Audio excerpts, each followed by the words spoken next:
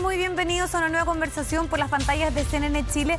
Hoy queremos reflexionar en la importancia de los primeros años, de las experiencias, de los conocimientos, de las habilidades, pero sobre todo cómo estimularlo y cómo esa primera infancia puede ser tan decidora en la construcción de la identidad, pero además también en el capital humano hasta de los países. Para eso tenemos a esta hora la comunicación con Pamela Yervis. Ella es doctora en Economía y también es miembro del Consejo de la Sociedad Civil de la Niñez. Pamela, muchas gracias por esta comunicación. ¿Qué tal? ¿Cómo estás? Hola Viviana, muchas gracias a ti por la invitación. Qué bueno, Pamela, reflexionemos en torno a un tema que tú has estudiado y que muestra y grafica con evidencias bien concretas cómo los primeros años son importantísimos en el conocimiento que puede adquirir un ser humano, cómo eso también tiene una relación directa en la sociedad de la que forma parte, en los países, y cómo esas brechas muchas veces se van profundizando con el pasar de los años si es que no se logra tempranamente poder revertir estas diferencias que lamentablemente surgen muchas veces desde el origen. Sí, justamente es por eso que es tan importante poder invertir desde el inicio de la edad de los niños y niñas y darse cuenta de que no es solamente una inversión por medio de los beneficios sociales que se pueden entregar a las familias más vulnerables, sino que también tiene que ver con entregar la información necesaria al entorno donde estos niños están durante los primeros años de vida.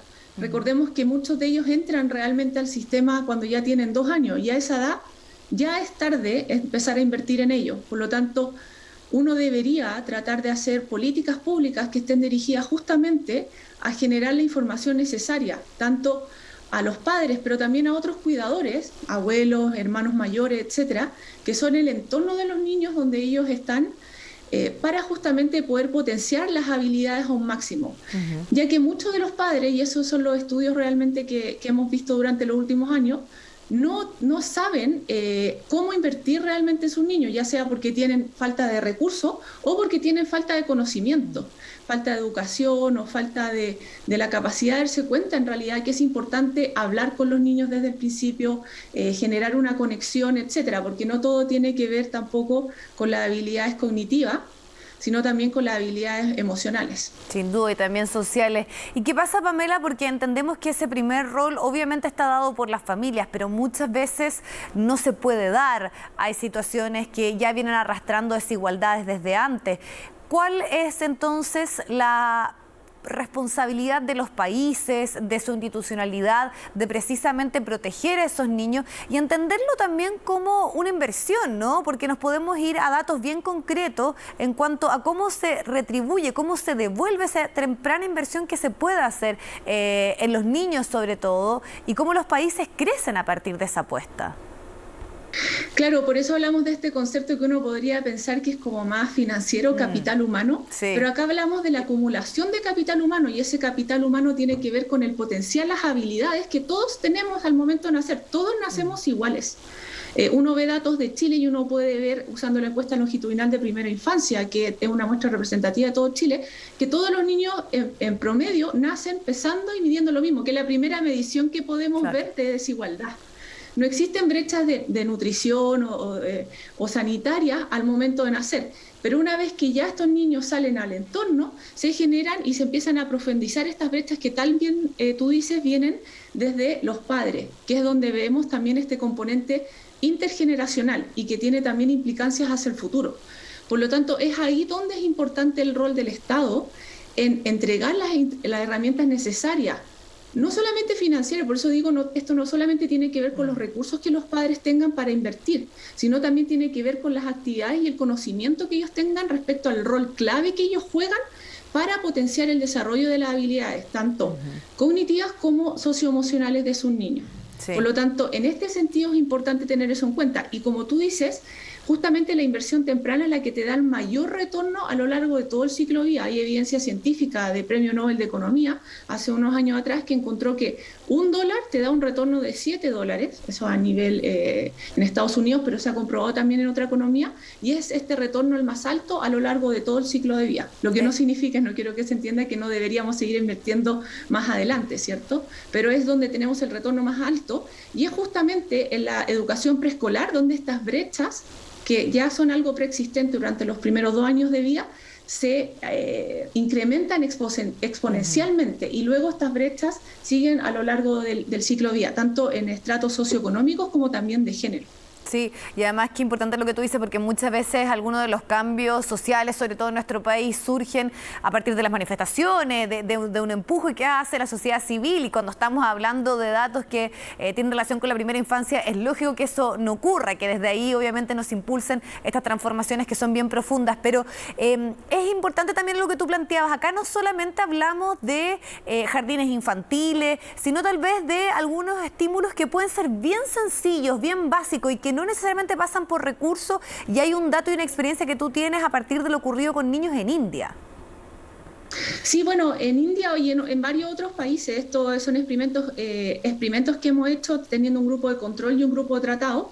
Esto significa que tú tienes en una población, vas y haces un programa, son programas lo que podríamos llamar acá programas parentales, enseñarle a los padres la importancia que tiene el interaccionar con los niños, y esto lo hacemos en India, donde de hecho el recurso monetario es muy poco. Los niños no tienen juguetes como incluso acá los niños tienen en algunos barrios vulnerables. Allá el juguete de los niños son la botella de Coca-Cola o las tazas, cualquier cosa que tengan a disposición, las llaves, etcétera.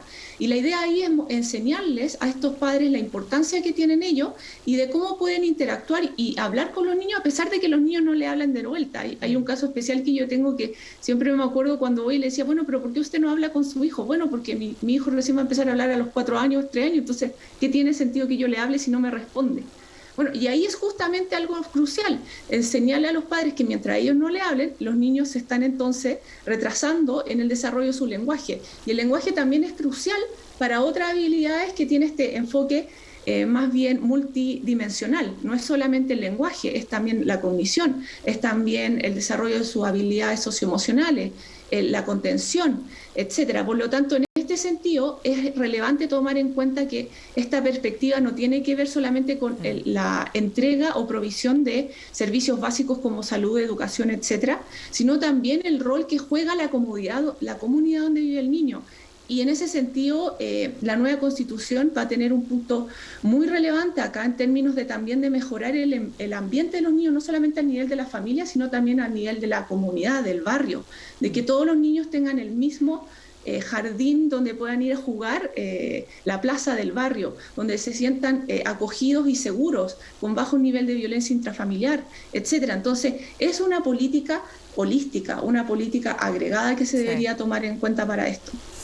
Y además, ¿cómo ven ustedes la situación que hoy enfrenta el mundo, ¿no? De un desafío adicional que tiene que ver con la pandemia, con estar encerrados, con que no están los jardines, no están los colegios, muchas veces no están las redes de apoyo, sumado a situaciones de precariedad, de estrés, de violencia al interior de las casas? Entonces me imagino que el foco está puesto en que lamentablemente las cifras se pueden agudizar por el contexto de la pandemia.